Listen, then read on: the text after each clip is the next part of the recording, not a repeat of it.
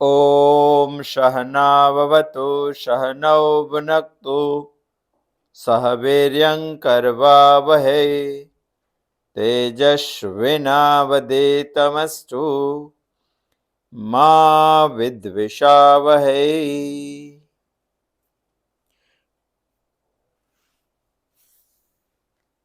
नए साल की सबको शुभकामनाएं। हम केनोपनिषद में 2 खंड का अध्ययन कर कर तीसरे खंड के प्रवेश अध्ययन अभी कर रहे हैं। भारतीय संस्कृति में ऋषि मुनि ऐसा सोचते हैं कि मानव जीवन बहुत उन्नत होना चाहिए, बहुत विकसित होना चाहिए, बहुत आध्यात्मिक होना चाहिए, मगर ये सब होने के लिए मानव जीवन में उत्साह की अति आवश्यकता है। इसीलिए ऋषि मुनियों ने देव पोढ़ी एकादशी के बाद सभी उत्सव की हार माराएं दे दी है। भगवान सो गए तो हमें चिंता होती है कि हम किसको पकड़ेंगे, किसके पास जाएंगे, किसको पूछेंगे। तभी गुरु पूर्णिमा आ गई। मगर प्रश्न हमें खड़ा होता है कि हम किसको गुरु मानेंगे। तभी कृष्णम वंदे जगत गुरुम जन्माष्टमी आ गई। मगर जन्माष्टमी आने के बाद उसे समझना पड़ता है। समझे बगैर चलता नहीं है। तो हमें बुद्धि चाहिए, इसीलिए गणपति की उपासना आ गई। बुद्धि के देवता। श्रीमद् भगवत गीता को समझने के लिए बुद्धि चाहिए, मगर सिर्फ बुद्धि से नहीं चलता है, श्रद्धा भी चाहिए। इसीलिए श्राद्ध पक्ष आ गया। मगर बुद्धि और श्रद्धा दोनों हम में होगी, गीता को हम समझ भी पाएंगे, मगर हमें शक्ति भी चाहिए। इसीलिए 9 दिन की उपासना, प्रथम 3 दिन महाकाली की उपासना शक्ति, दूसरे 3 दिन चौथ पांचम छठ महालक्ष्मी की उपासना, और तीसरे अंतिम 3 दिन नवरात्र का अंतिम चरण मां सरस्वती की उपासना, सातम आठम नवम सरस्वती पूजन से 3 शक्तियां होगी तो हम रावण पे विजय पा पाएंगे। आज तो हम मरे हुए रावण को हर विजयादशमी पे मारते हैं, मगर एक रावण हमारे अंदर भी जिंदा है, उसको भी मारने का हमें सोचना चाहिए।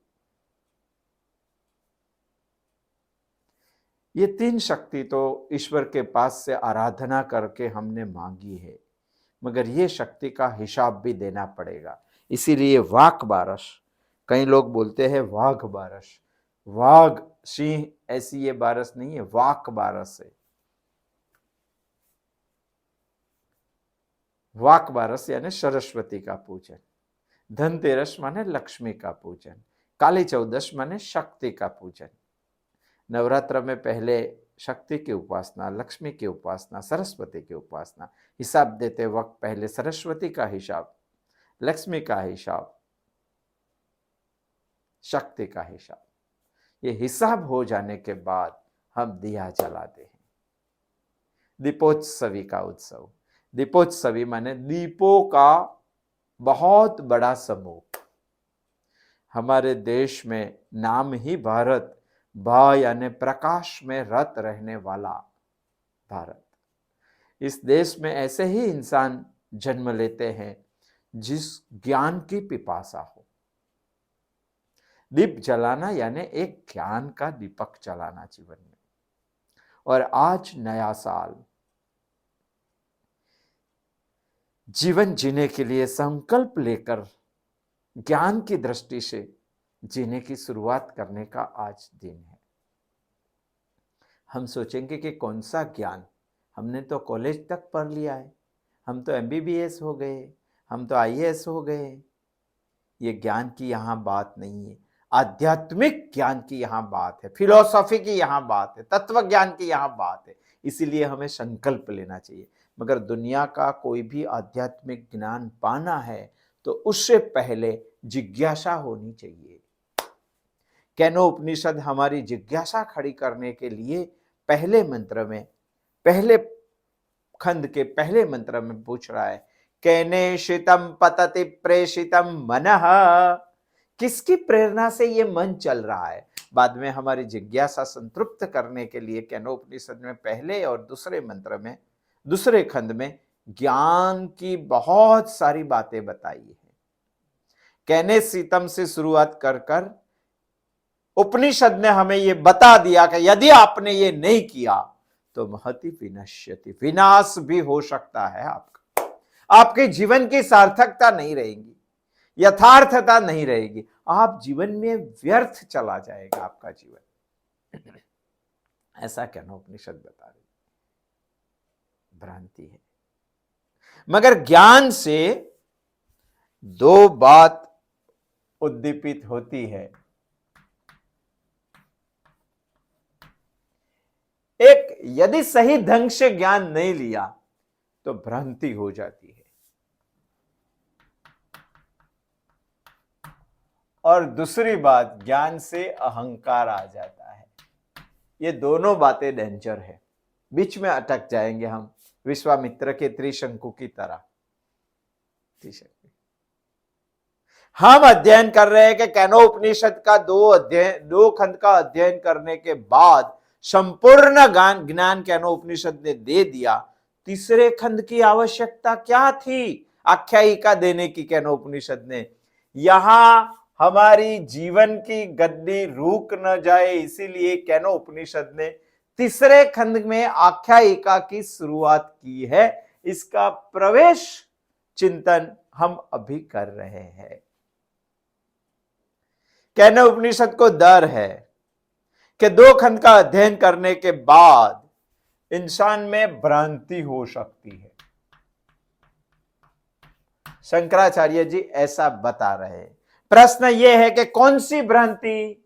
तो इसके बारे में हमने गत बुधवार को सोचा था कि कृत्यता की भ्रांति हो सकती है। दो खंड पढ़ने के बाद इंसान को ऐसा लगता है कि मैंने संपूर्ण ब्रह्म ज्ञान प्राप्त कर लिया है, अभी मैं ही ब्रह्म हूं, दुनिया में कोई दूसरा है ही नहीं, ईश्वर परमात्मा नहीं है, ऐसी भ्रांति हो जाती है।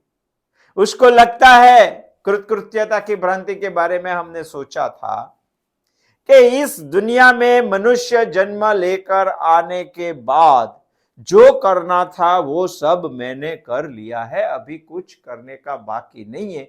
उसको बोलते हैं कृत्यता की भ्रांति। संपूर्ण दो खंड का ज्ञान हो जाने के बाद भी बहुत सारी भ्रांतियां हम में रहती है। इसमें से एक बड़ी भ्रांति है कृत्यता की भ्रांति। इसमें से हमें बाहर निकलना है, इसमें से बाहर निकलना है।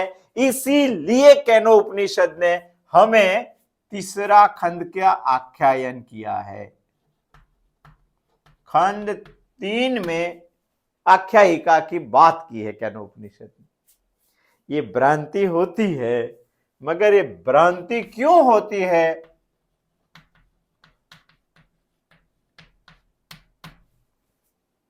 भ्रांति क्या है वो तो हमने समझ लिया, भ्रांति क्यों होती है इसके बारे में भी गत बुधवार को हमने सोचा था। भ्रांति होती है, इसका एक कारण हमने सोचा था कि वास्तव में मैं परिच्छिन्न नहीं हूं, मगर दो खंड पढ़ने के बाद इंसान को ऐसा लगने लगता है कि मैं अपरिच्छिन्न हूं। वास्तव में आप अपरिच्छिन्न ही हो, मगर फिर भी आपको देश काल गुण का मर्यादा रहती है, वो नहीं रहनी चाहिए। मर्यादा रखकर दो खंड पढ़कर आपको ऐसी भ्रांति हो जाती है कि मैं अपरिच्छिन्न हूं। ये भ्रांति होने का एक कारण है परिच्छिन्न या अपरिच्छिन्न, यानी मर्यादा। बहुत डिटेल में हमने सोचा था। दूसरा भी एक कारण है भ्रांति होने का। इस दुनिया में, इस आलोक में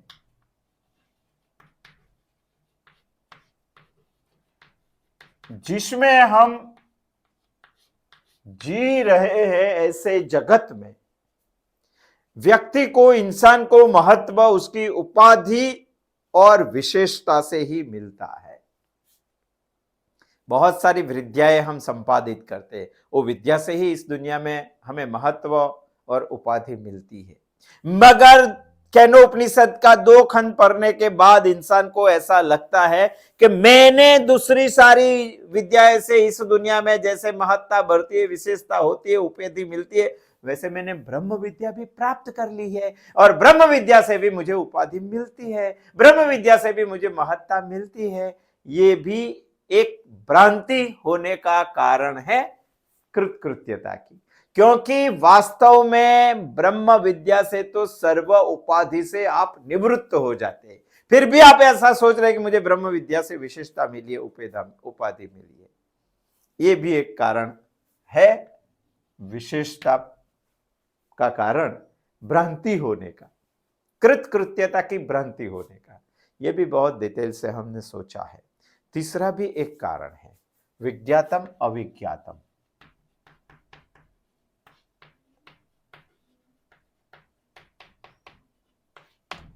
इस दुनिया में क्या है, इस दुनिया में क्या है, यद अस्ति तत् प्रमाणम विज्ञातम। जो है वो प्रमाण से जाना जाता है इस दुनिया में। तत् अविज्ञातम यद न अस्ति, जो नहीं जाना जाता है तो मान लेना वो है ही नहीं। बहुत सारे दृष्टांत के बाद हमने दृष्टांत को लेकर हमने गत बुधवार को सोचा था, ये सिद्धांत जगत का हम ब्रह्म पर भी लगाने लगते हैं और ऐसा सोचने लगते हैं कि तत् अविज्ञातम यद न अस्ति। ब्रह्म को हम जान नहीं पाते और जो बोलते हैं कि मैंने जान लिया, उपनिषद बोलते हैं कि उन्होंने नहीं जाना है। जिसको हम जानते नहीं है उसका अस्तित्व ही नहीं है, ऐसा हम समझ लेते हैं, अत्यंत असत समझने लगते हैं, बहुत डिटेल से। इसीलिए कृतकृत्यता की भ्रांति होती है। चौथा भी एक कारण है, आगम वाक्य।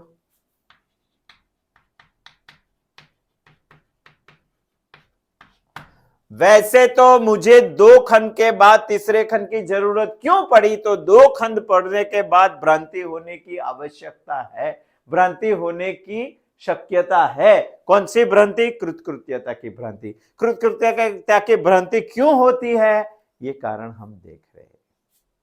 अन्य देव तद विदितात अविदितात अधि। केनोपनिषद आगम वाक्य में ऐसा बता रहे हैं कि इस दुनिया में जो विदित है वो ब्रह्म नहीं है, जो अविदित है वो भी ब्रह्म नहीं है। यानी हम ऐसे सोचने लगे कि विदित यानी ब्रह्म का साकारित स्वरूप नहीं है, निराकार ब्रह्म होगा, मगर अविदित भी ब्रह्म नहीं है। इससे हमारी निराकार पर से भी निष्ठा हट जाती है और हम नास्तिक बन जाते हैं। इसका ही एक कारण है कृतकृत्यता की भ्रांति होने का। 5वां भी एक कारण हमने सोचा था गत बुधवार को, सूक्ष्म शुद्ध बुद्धि। कैनो उपनिषद जो बताया 2 खंड में, उसको समझने के लिए हमारे पास सूक्ष्म और शुद्ध बुद्धि होनी चाहिए। जो नहीं होगी तो कृतकृत्यता की भ्रांति अवश्य होती है। अच्छा, आज हमें इतना सोचना है कि यह भ्रांति किसको होती है।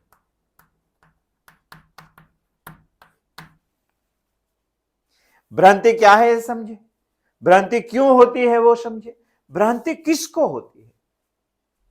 केनोपनिषद का भाष्य में शंकराचार्य जी, आद्य शंकराचार्य जी हमें बता रहे हैं कि भ्रांति जिसको मंद बुद्धि है उसको होती है। मंद बुद्धि यानी मंद अधिकारी।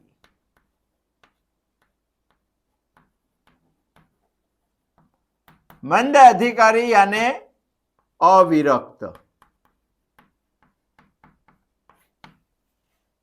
पर्याय शब्द है सब हमें समझना चाहिए। जो मंद बुद्धि है, जिसके पास सूक्ष्म और शुद्ध बुद्धि नहीं है, उसको ये कृतकृत्यता की भ्रांति होगी ही। जो विरक्त नहीं है, जो अविरक्त है। आप बोलेंगे कि ऐसा क्यों होता है, मैंने केनोपनिषद का दोनों खंड पढ़ लिया, फिर भी मैं विरक्त नहीं हो पाया।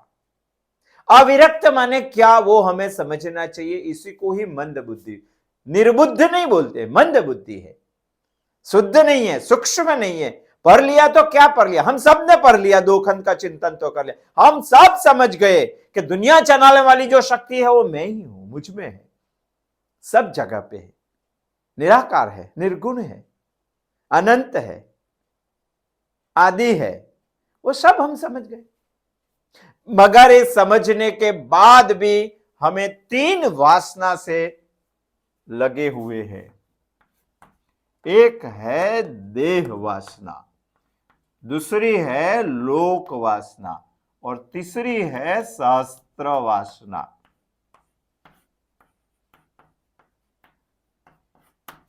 ये हमारी छुट्टी नहीं है। यदि ये छूटेगी नहीं तो हम अविरक्त नहीं बनेंगे। यदि हम अविरक्त नहीं बने तो हम दो खंड कंठस्थ करके पढ़ लिया, समझ लिया, चिंतन कर लिया, फिर भी हमें भ्रांति होने की निश्चित शक्यता है, कृतकृत्यता की भ्रांति, क्योंकि हमें ये सब है।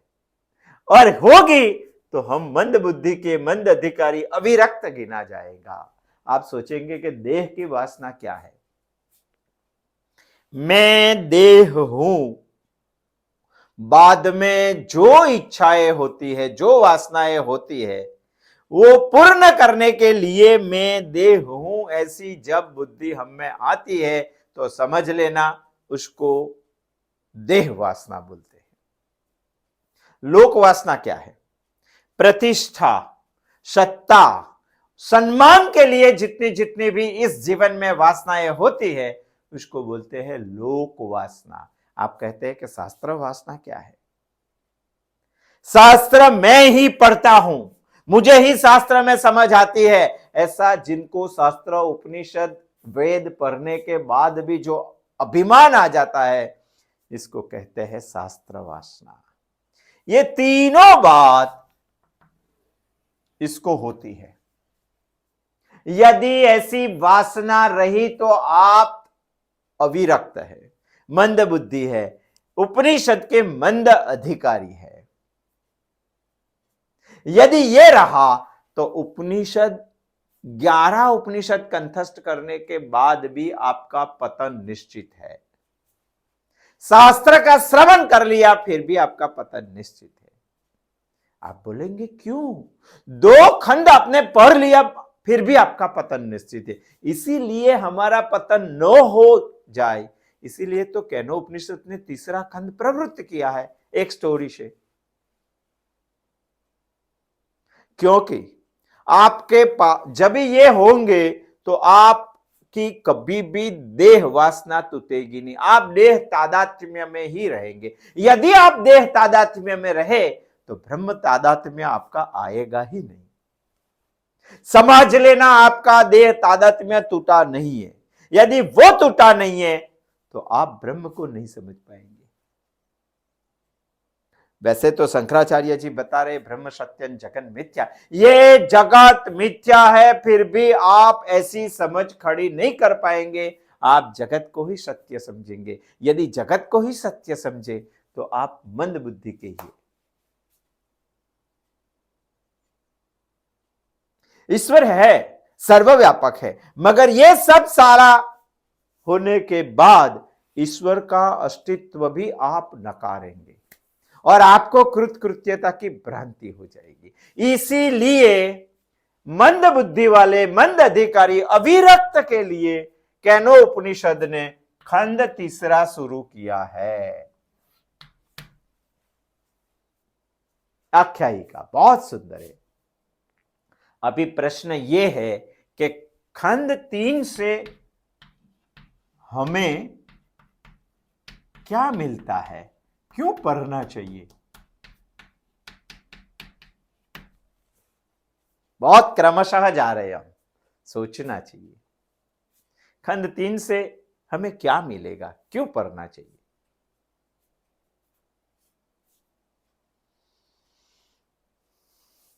इसका एक बात हम सोचेंगे कि खंड हमें 3 क्यों पढ़ना चाहिए। यदि आपको 2 खंड पढ़ने के बाद भी कृतकृत्यता की भ्रांति हो गई तो आप मंद बुद्धि ही है। यदि मंद बुद्धि ही है तो आपको देह में तादात्म्य है, जगत सत्य लगता है, ईश्वर का अस्तित्व आप नकारने लगेंगे, आपको कृतकृत्यता की भ्रांति हो जाएगी। ये सब होने के बाद आपको ऐसा लगेगा कि मैं ही ब्रह्म हूं, आप ईश्वर के अस्तित्व की नकारने लगेंगे। और नकारने लगेंगे तभी आपको ऐसा लगेगा कि ईश्वर है ही नहीं, मुझे जो करना है वो मैं कर लेता हूं, कुकर्म भी करूंगा तो कोई मुझे सजा देने वाला नहीं है, जो करना है वो करो और आगे बढ़ो। रावण की साइकोलॉजी। आपका पतन निश्चित है। मगर तीसरा खंड ऐसा होने के बाद मुझे क्यों पढ़ना चाहिए?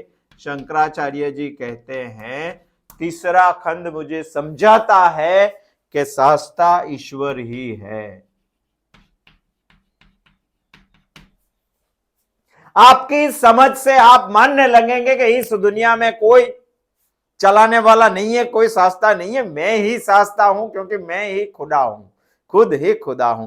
ये समझ आ गई तो आप पतन निश्चित है। हमारा ऐसा समझने के बाद 2 खंड का संपूर्ण अध्ययन करने के बाद पतन न हो, इसीलिए तीसरा खंड का अध्ययन करना चाहिए। और तीसरा खंड की जो आख्यायिका है वो आख्यायिका हमें बता रही है ईश्वर सारी दुनिया का, ब्रह्मांड का शास्ता है।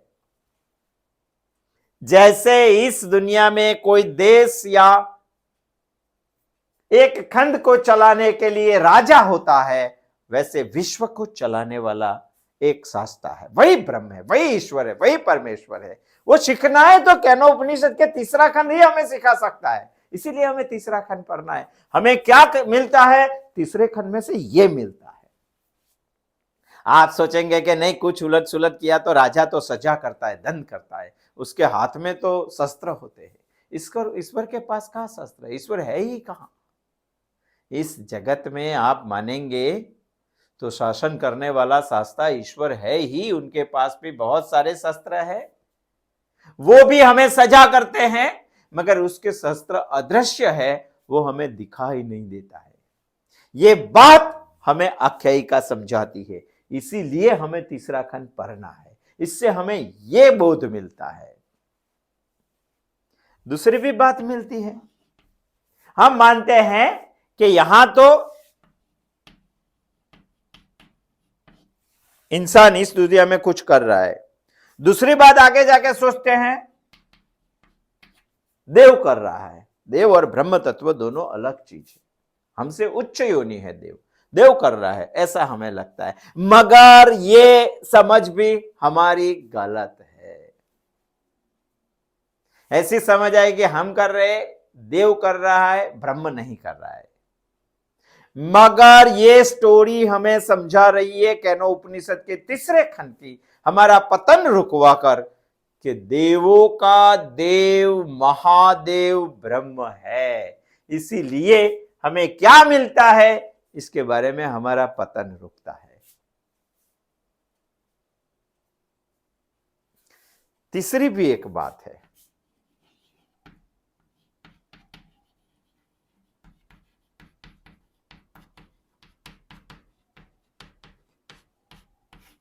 जिसकी मंद बुद्धि है ही, जिसकी मंद बुद्धि है वो इस दुनिया में ऐश्वर्य वाले को महान समझने लगते हैं। बहुत पैसा है, बहुत मान, बहुत बुद्धि है, बहुत मान, बड़ी सत्ता है, बहुत मान, ऐश्वर्य वाले को ही महान समझने लगते हैं।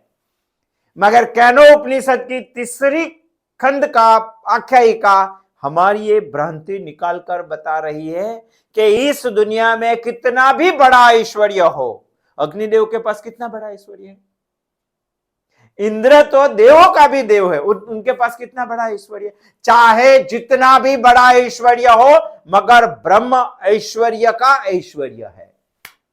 वो हमें तीसरे खंड की स्टोरी समझाती है, इसीलिए तीसरे खंड की स्टोरी पढ़नी चाहिए। आप बोलेंगे स्टोरी पढ़ने से क्या मिलता है? स्टोरी सिंपल नहीं है, बहुत गहन है। आख्यायिका इसीलिए पढ़ना चाहिए। चौथी बात,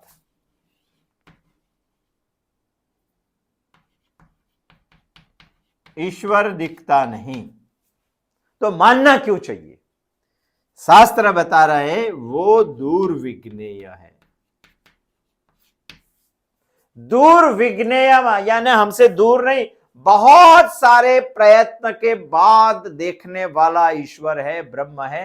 वो बात केनोपनिषद के तीसरे खंड की आख्यायिका ने हमें समझानी है। देवों के देव इंद्र कितने बड़े थे, कितने प्रयत्न किया उन्होंने, देखा था हमने आगे एक स्टोरी में, देखेंगे भी।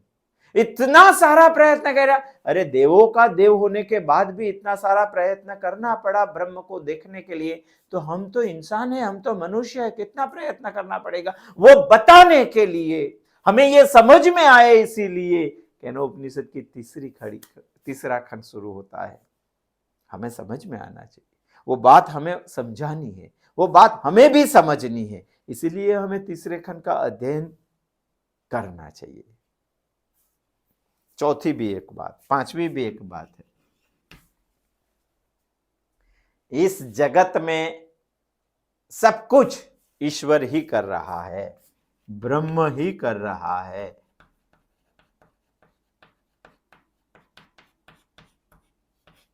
यह समझ हमारी पक्की हो जाएगी तीसरा खंड पढ़ने के बाद। आप सोचेंगे कि कैसे हो जाएगी। ये स्टोरी में, ये आख्यायिका में दो बात आती है, देवों का जय और असुरों का, दानवों का पराजय। बहुत बड़ी बात है।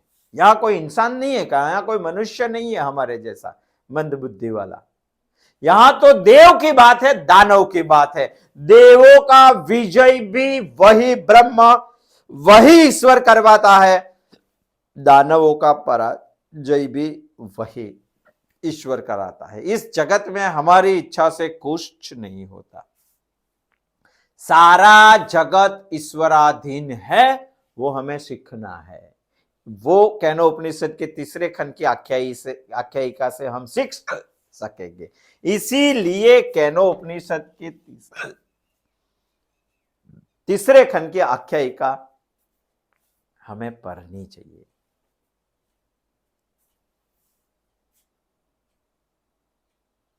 इतनी सारी बात सोचने के बाद आप कैसे कह सकेंगे कि ईश्वर नहीं है? ये स्टोरी पढ़ने का, ये आख्यायिका पढ़ने का उद्देश्य है, इसीलिए हमें पढ़नी चाहिए। मगर इतना उद्देश्य नहीं, दूसरे भी बहुत सारा उद्देश्य है। आने वाले बुधवार को आएंगे, हम देखेंगे कि केनोपनिषद के तीसरे खंड की आख्यायिका पढ़ने का उद्देश्य क्या है, उससे हमें क्या मिलता है, क्यों पढ़नी चाहिए हमें, ये अब हम सोच रहे हैं। बहुत सारी बातें क्रमशः देख लेते हैं। तो हमें ज्ञान चाहिए, क्योंकि कल ही दीपावली गई है। ज्ञान का एक दीपक जलाना है। यदि जलाना है तो उपनिषद का ज्ञान, वेद का ज्ञान, श्रुति का ज्ञान आपको पाना चाहिए। पाना है तो दो व्यवधान उसमें आते हैं। जिज्ञासा तो चाहिए, ज्ञान पा भी लिया आपने, मगर यह व्यवधान आ सकता है। यह व्यवधान यानी भ्रांति। मगर ये भ्रांति कैसे आती है, क्या है भ्रांति? तो भ्रांति का नाम यहां दिया है कृतकृत्यता की भ्रांति। मैंने बहुत कुछ कर लिया, अभी कुछ करने का बाकी नहीं है, पूर्ण हो गया हूं और पूर्ण का संपूर्ण ज्ञान हो गया, ये कृतकृत्यता की भ्रांति है। ऐसी भ्रांति निकालने के लिए केनोपनिषद ने तीसरे खंड में आख्यायिका बताई। मगर ये भ्रांति क्या है वो तो हम समझे, भ्रांति क्यों होती है वो भी हम समझ लिए। इसके भी 5 कारण है और 5 कारण हमने डिटेल में समझे। भ्रांति क्यों होती है वो तो हमने समझ लिया, मगर भ्रांति किसको होती है? इनको भ्रांति होती है, उसका एक पर्यायी नाम है मंद अधिकारी, अविरक्त। अविरक्त माने क्या? 3 प्रकार की वासना उसमें रहती है। केनोपनिषद का 2 खंड कंठस्थ पूर्ण समझ गया, फिर भी ये 3 वासना रही तो समझ लेना वो अविरक्त है। भ्रांति होगी ही, अविरक्त है, क्योंकि उसमें देह वासना, लोक वासना और शास्त्र वासना रहती है। ये निकालना है। तो ये भ्रांति, ये सब वासना निकालने के लिए केनोपनिषद ने तीसरे खंड में आख्यायिका की शुरुआत की। मगर प्रश्न ये खड़ा होता है कि हमें आख्यायिता से क्या मिलेगा, क्या मिलेगा?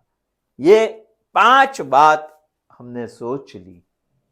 केनोपनिषद का 2 खंड नहीं पढ़ा है तो बहुत सारी भ्रांतियां होती है, पर 2 खंड पढ़ लेने के बाद जो भ्रांति होती है, इसके बारे में केनोपनिषद बात कर रहा है। हमें एक बात भ्रांति केनोपनिषद का तीसरा खंड समझाता है, इस सारे ब्रह्मांड का शास्ता ब्रह्म ही है। ये बात हमें सिखाती है। क्या मिलता है इसका सोचते हैं तो ये बात हमें सिखाती है। इंसान देव को मानता है, मगर ब्रह्म देवों का देव महादेव है। वो बात हमें समझाती है। हम ऐश्वर्य वाले को महान समझते हैं इस दुनिया में, मगर ब्रह्म ऐश्वर्य का भी ऐश्वर्य है। ये बात हमें सिखाती है केनोपनिषद के तीसरे खंड की आख्यायिका। हम यहां 2 खंड पढ़ने के बाद बोलते हैं कि हमें ईश्वर कहां दिखाई देता है। वो नहीं है, ऐसा नहीं है। तत् अभिज्ञातम यद न अस्ति, ये बात भ्रांति है ब्रह्म के बारे में। ये हमारी भ्रांति भी निकल जाती है। दुर्विज्ञ है, ये स्टोरी से हमें समझ में आएगा। ये फायदा है। और ईश्वर इस जगत में जो चाहता है वही होता है। हमारी इच्छा से कुछ नहीं होता। मीमांसा करनी है तो एक दिन बैठ के कर लेनी चाहिए कि आप कितनी इच्छा की है। 55 साल के हुए तो एक दिन बैठ के 55 मिनट बैठ के सोचो कि 55 साल में आपने कितनी भी इच्छाएं की, क्या सभी इच्छाएं पूर्ण हो गई क्या? और कई सारी ऐसी इच्छाएं कि आपने की नहीं है फिर भी पूर्ण हो गई है, हो गई कि नहीं? यानी सभी कार्य वही कर रहा है। इतनी सारी बातें बताई, ये उद्देश्य है केनोपनिषद की तीसरे खंड की आख्यायिका का। मगर इतना उद्देश्य नहीं है, दूसरा भी उद्देश्य है केनोपनिषद के तीसरे खंड की स्टोरी का। क्या है? आने वाले बुधवार को आएंगे, इसके बारे में हम सोचेंगे। अस्तु, जय श्री कृष्ण।